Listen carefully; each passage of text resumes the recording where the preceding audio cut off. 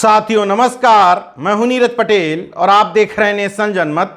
मणिपुर की घटना को हल्के में लेना न सिर्फ मोदी सरकार बल्कि देश की आंतरिक सुरक्षा के लिए खतरा साबित हो रही है। मणिपुर से सटे 3 राज्य असम, नागालैंड और मिजोरम में भी विरोध की चिंगारी सुलगने लगी है, क्योंकि मणिपुर से भागे हुए शरणार्थी इन्हीं 3 राज्यों में शरण ले रहे हैं। पहले से ही म्यांमार और बांग्लादेशी शरणार्थियों के बोझ से दबे इन तीनों राज्यों की अर्थव्यवस्था भी चरमराने लगी। जब केंद्र सरकार से मदद मांगी गई तो केंद्र सरकार ने मदद देने से इनकार कर दिया, जिससे तीनों राज्यों में अंदर खाने गुस्सा पनप रहा है। लेकिन सबसे पहले गुस्सा बाहर आया मिजोरम के मुख्यमंत्री जोरामथांगा का। उन्होंने मोदी सरकार के बारे में जो कहा है उससे स्पष्ट हो जाता है कि मोदी सरकार में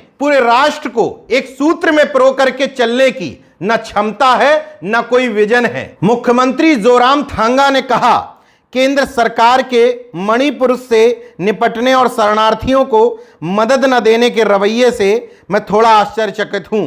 इसलिए मैंने प्रधानमंत्री, केंद्रीय गृह मंत्री और केंद्र सरकार से शरणार्थी और आंतरिक विस्थापितों के संकट को एक अलग दृष्टिकोण से देखने का अनुरोध किया है।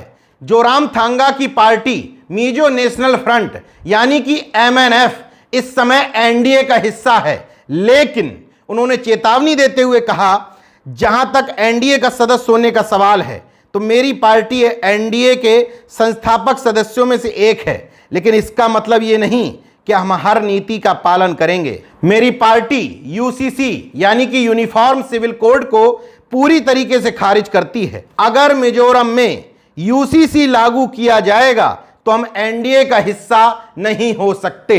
इसी अदूरदर्शिता, चुप्पी या कूटनीति का परिणाम है कि नॉर्थ ईस्ट के सभी राज्यों में विरोध प्रदर्शन शुरू हो गए हैं। मिजोरम का आलम तो यह है कि मिजोरम के मुख्यमंत्री उसमें शामिल हुए थे और खुल करके केंद्र सरकार की आलोचना भी की थी।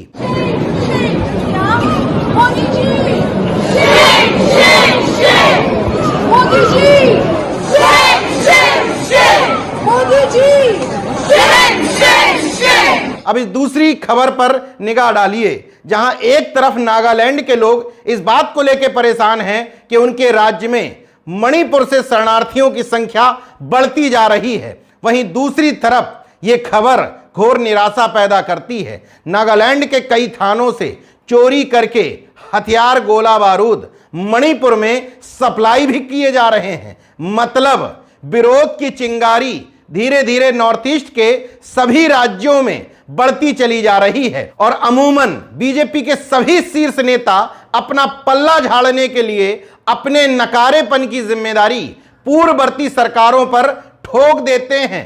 लेकिन यह समझना चाहिए कि नागालिम की मांग बहुत समय से नागा समुदाय के लोग करते चले आ रहे थे, जिनके बारे में यह प्रचलित था कि अगर किसी से उनका झगड़ा या युद्ध हो जाता था तो उनका सिर उतार लेते थे।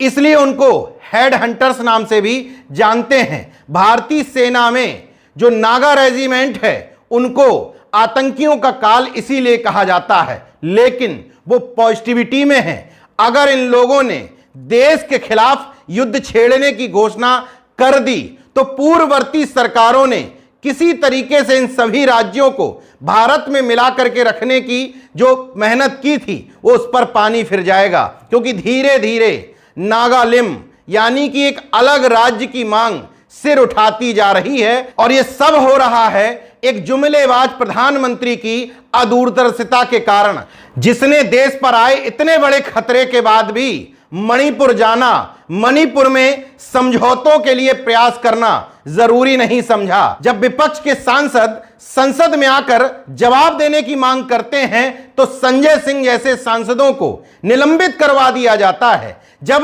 भारत के बाहर से आवाज उठती है तो कहा जाता है यह हमारा आंतरिक मामला है, लेकिन आंतरिक मामले को सुलझाने के लिए कुछ नहीं किया जाता है। भारतीय जनता पार्टी के मणिपुर के 7 विधायक अभी तक कह चुके हैं कि अब यह राज्य प्रायोजित हिंसा में तब्दील हो चुकी है।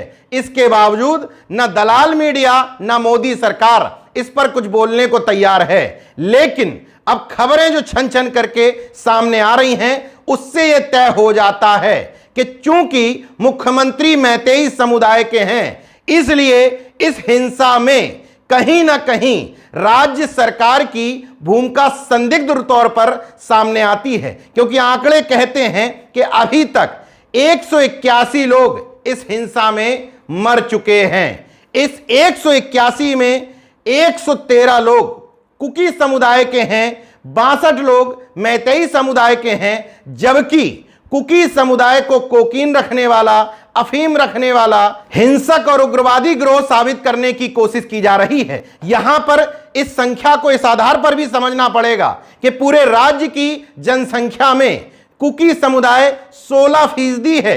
इसके बावजूद 113 लोग उससे मर चुके हैं, जबकि मैतेई समुदाय की संख्या है 53%। उनमें मरने वालों की संख्या 62 है।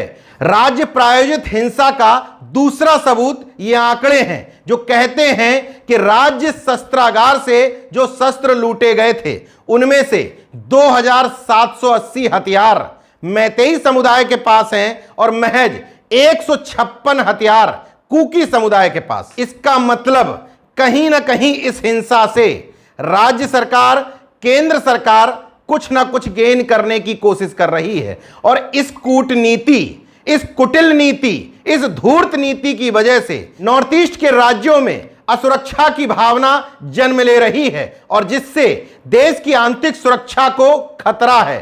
क्योंकि इन नॉर्थ ईस्ट राज्यों की तरफ म्यांमार और चीन आशा भरी नजरों से देख रहे हैं।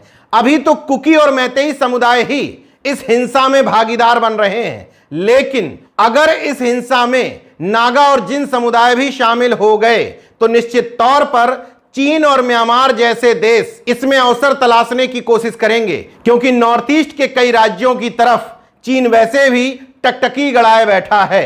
इस पूरी स्थिति से एक बात समझ में आती है कि इस दलाल भांड कॉरपोरेट दरबारी मीडिया की बदौलत एक ब्रांड मोदी बना जो देश में, उसकी वजह से आज पूरा देश संकट में है। पूरे देश के लिए आंतरिक खतरा उपस्थित हो चुका है। नॉर्थ ईस्ट के राज्य जो अभी तक भारत को अपना अभिन्न हिस्सा मानते थे, धीरे धीरे उनमें आक्रोश पनप रहा है, जो देश के लिए कतई ठीक नहीं। अंधभक्तों को आंख खोल के देख लेना चाहिए कि उनकी अंधभक्ति का परिणाम आज पूरा देश भुगत रहा है। देखते रहिए नेशन जनमत, जागरूक और सजग बने रहिए। जय विज्ञान, जय संविधान, जय लोकतंत्र। धन्यवाद।